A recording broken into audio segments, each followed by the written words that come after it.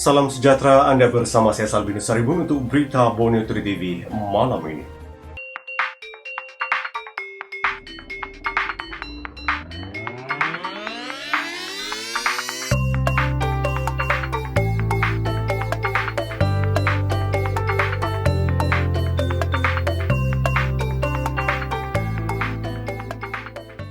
Peruntukan kecemasan telah diluluskan untuk membaiki jalan raya rosak di Sabah. Ketua Menteri Datuk Seri Panglima Haji G. Nor meluluskan peruntukan segera untuk membaik pulih 41 jalan raya yang rosak berikutan hujan lebat berterusan di seluruh negeri seminggu yang lalu. Kos diperlukan untuk kerja-kerja berkenaan dianggarkan berjumlah 150 juta ringgit. Di samping itu, kerajaan negeri juga akan memohon peruntukan daripada kerajaan persekutuan bagi membaik pulih semua infrastruktur di bawah bidang kuasa persekutuan. Haji G berkata, semua jabatan yang terlibat telah diarahkan untuk mempercepatkan proses berkaitan agar kerja-kerja pembaikan dapat dimulakan dengan kadar segera. Menurut Ketua Menteri, kerajaan negeri harus mengatasi masalah ini kerana ia telah mendatangkan bahaya dan kesulitan yang sangat besar bagi pengguna jalan raya dan juga menjejaskan kehidupan rakyat. Beliau berkata demikian kepada pemberita selepas meninjau jalan rosak di kilometer 44.7 Jalan Penampang Tambunan siang tadi. Turut hadir Timbalan Ketua Menteri Datuk Dr. Jeffrey Kitingan, Setiausaha Kerajaan Negeri Datuk Seri Safar Untung dan Pengarah Jabatan Kerja Raya JKR Sabah Ali Ahmad. Kerja-kerja pembaikan di laluan ini masih dijalankan. Satu jalan sementara satu hala telah dibuka bagi membolehkan kenderaan kecil melalui jalan berkenaan.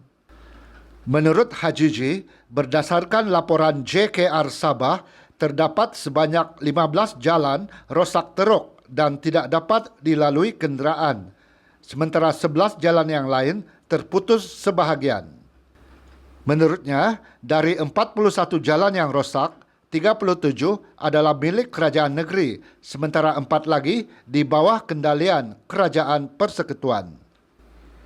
Selain Jalan Penampang Tambunan, jalan lain yang terputus sepenuhnya ialah Jalan Nangoh, Paitan, Kanibongan, Jalan Apin-Apin, Bundo Kampung 3, Jalan Montenior, Hologilat, Jalan Bilangau Darat, Jalan Liu, Malubang, Jalan Telaga, Jambatan Runtuh, Jalan Rukom, Kibulu, Jalan Suang Duyung, Jalan Mengkubau Laut, Jalan Pinuludan, Jalan Piham Padanan, dan Jalan Bungoleu, Longkau Lama, Timbok.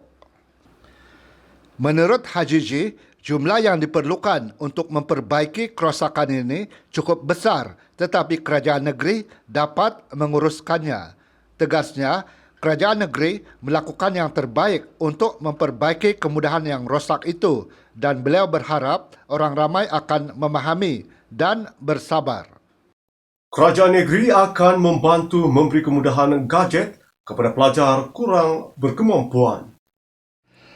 Kerajaan negeri akan berusaha membantu memberi kemudahan gadget kepada golongan murid dan pelajar dari keluarga kurang berkemampuan bagi menjalani sesi pengajaran dan pembelajaran di rumah (PDPR).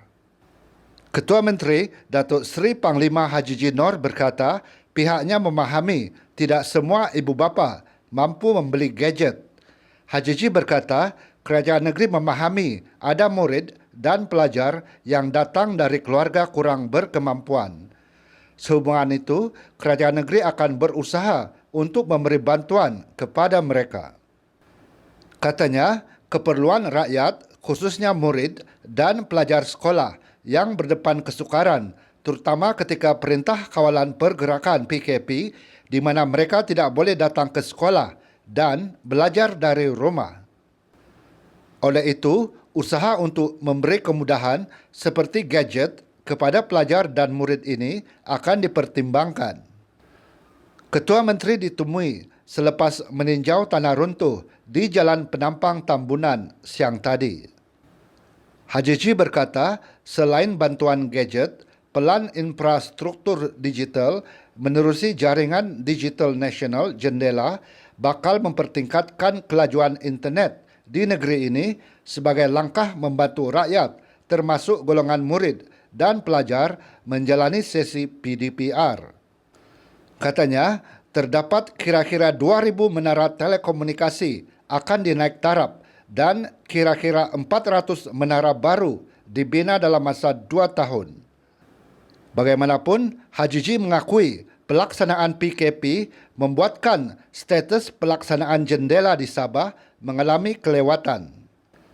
Namun, apabila Perintah Kawalan Pergerakan bersyarat PKPB dilaksanakan kelak, kerja pelaksanaan akan diteruskan semula.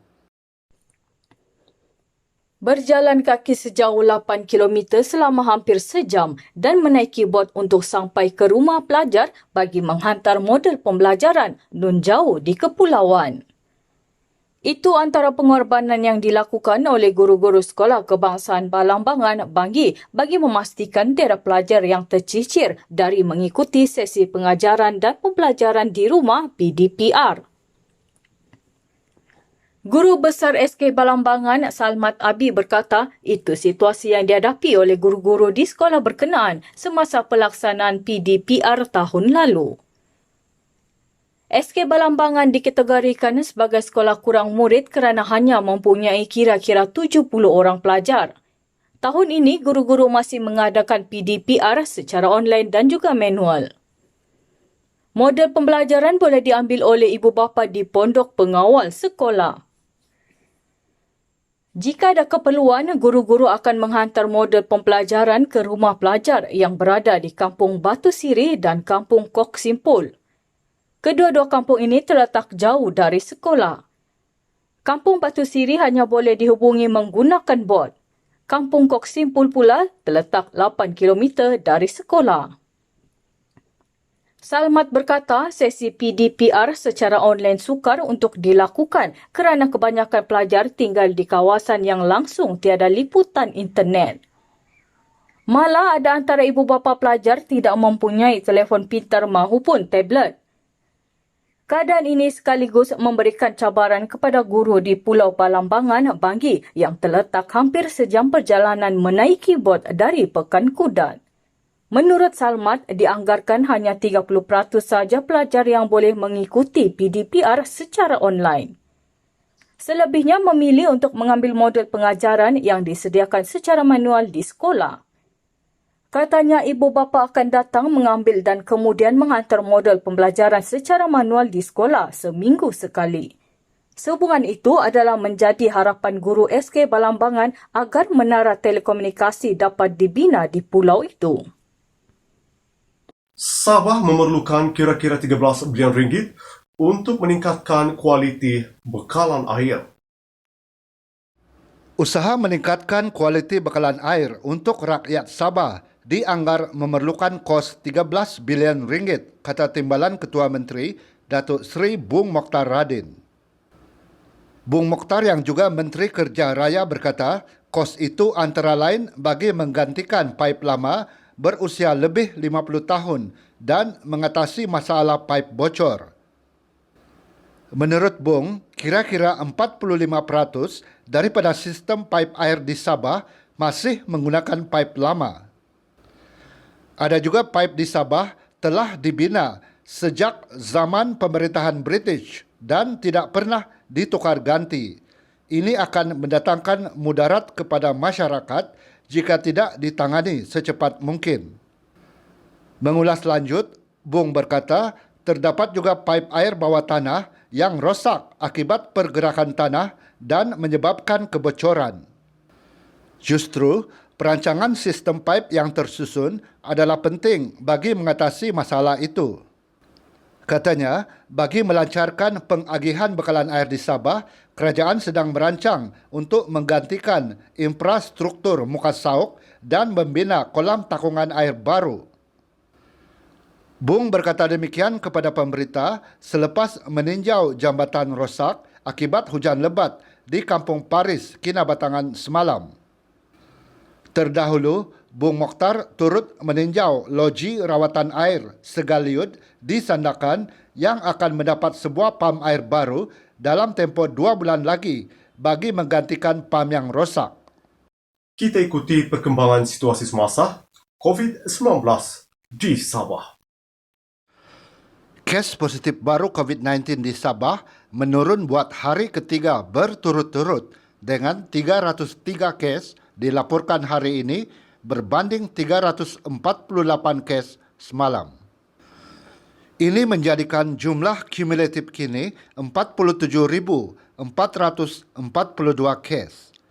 Menteri Kerajaan Tempatan dan Perumahan Datuk Seri Masidi Manjun berkata tiada kes kematian dan kluster baru dilaporkan di Sabah hari ini. 209 daripada 303 kes positif baru hari ini adalah dari saringan kontak rapat. Tentera Udara Diraja Malaysia TUDM telah digerakkan untuk membawa barang-barang bantuan kemanusiaan daripada Kementerian Pertahanan MINDEF di bawah program MINDEF Prihatin ke Sabah. TUDM dalam satu kenyataan memaklumkan pihaknya menggunakan sebuah pesawat A400M bagi mengagihkan bantuan kepada mereka yang terkesan akibat bencana banjir di negeri ini. Antara barangan yang dibawa menerusi penerbangan itu ialah kain batik, kain pelikat, telekung, tilam, tikar, kit kebersihan, baju sejuk dan selimut dengan anggaran berat keseluruhan 1,500 kilogram. Selain itu, TUDM turut membawa 3,173 kilogram kotak bantuan kemanusiaan yang disumbangkan oleh Kementerian Pembangunan Wanita, Keluarga dan Masyarakat. Bantuan berkenaan turut disalurkan kepada rakyat Sabah yang terkesan dengan banjir. Pesawat A400M TUDM yang membawa barangan itu ke Sabah dikendalikan oleh juruterbang Mejar Tengku Syed Muhammad Amin dan pembantu juruterbang Kapten Muhammad Ridwan. Pesawat itu berlepas 7 pagi tadi dari Pangkalan Udara Subang selepas selesai proses memuat naik barangan bantuan. Pesawat itu turut membawa 3 anak kapal. Selain itu, TUDM turut membawa pulang sampel COVID-19 daripada Labuan, Tawau dan Kota Kinabalu ke Subang untuk ujian di Makmal di Semenanjung, Malaysia. Sekian berita Bonito di TV malam ini. Saya Salbinos Saribon.